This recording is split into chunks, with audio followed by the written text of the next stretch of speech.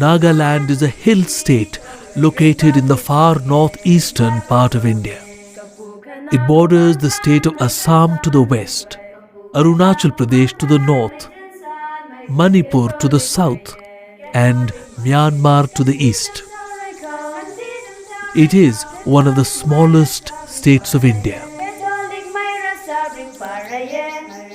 Nagaland is a mountainous state. The Naga hills rise from the Brahmaputra valley in Assam. Most of the state is between 2,000 and 6,000 feet altitude. About 1/6 of Nagaland is under the cover of tropical and subtropical evergreen forests. These include palms and bamboo, as well as timber and mahogany forests.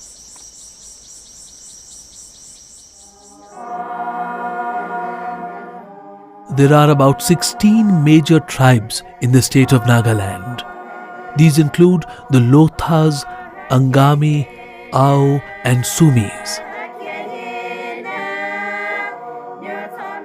The whole of Northeast is Mongolian, the Tibeto-Mongolian tribe. They came in at various times into this region. And some of them, they claim that they came in even 1,000 years BC and settled here. And each tribe was living an independent life. In fact, we can say even every village was an independent kingdom carrying on without much communication among themselves.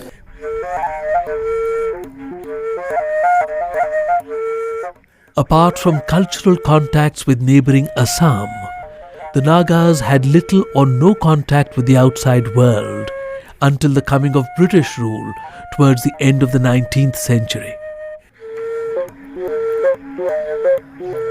More than 80% of the people live in rural areas. Nagas speak 60 different dialects. Each tribe has its own mother tongue.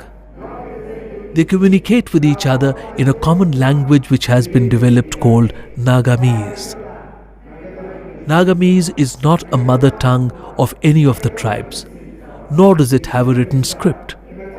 English is the official state language.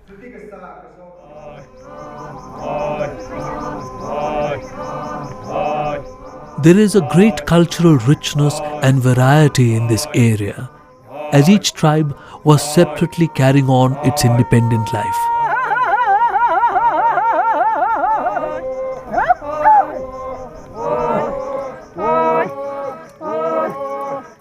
It is a very colourful region. Each tribe has its own songs, their own shawls, their own colours, their own architecture.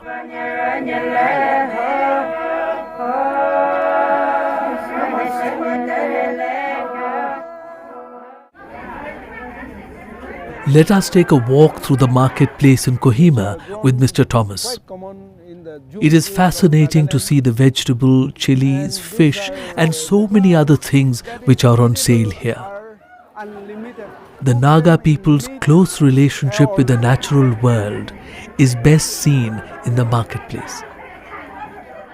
The Nagas live in complete harmony with nature, and they know the symbiotic relationship with nature because they are basically forest communities, and more than 70% of their diet and also their non-diet items come from the forest products.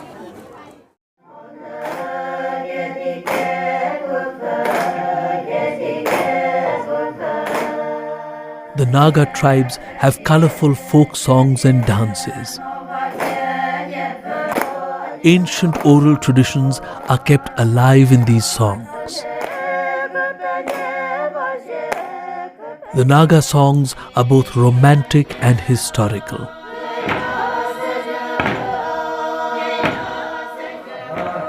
There are also seasonal songs which describe the various activities in a particular agricultural season.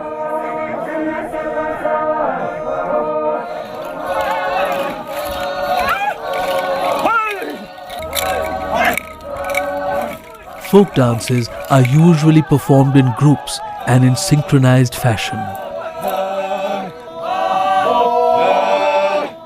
Dances are usually performed in festivals and religious occasions. All dances are accompanied by songs and war cries by the dancers themselves.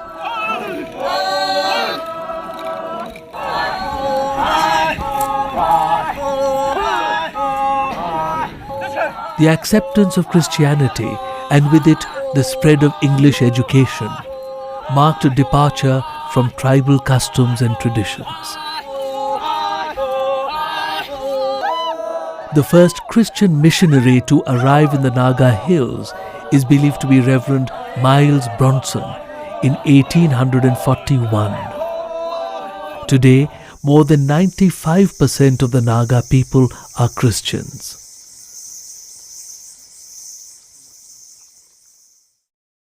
This cathedral church is built here on this hill to mark the 40th anniversary of the Second World War. The Second World War was fought between the Japanese and the British. The last part was fought in this hill.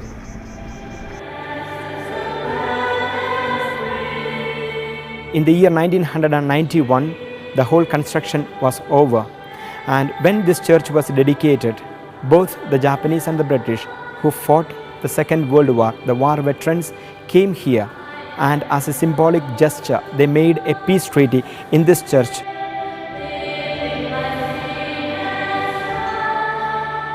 The presence of Catholic Church, what we find in Nagaland is since 1950. The first the Catholics came to the Woka district in a particular place called Lakuti, and the successive year 1951 the Catholic Church came into Kohima district, and the church began, the Catholic presence began in Nagaland. In the unity of the Holy Spirit.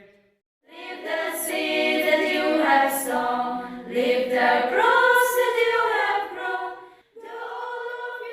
I feel so much sense of satisfaction, especially at the moment I am in charge of these 12 novices here.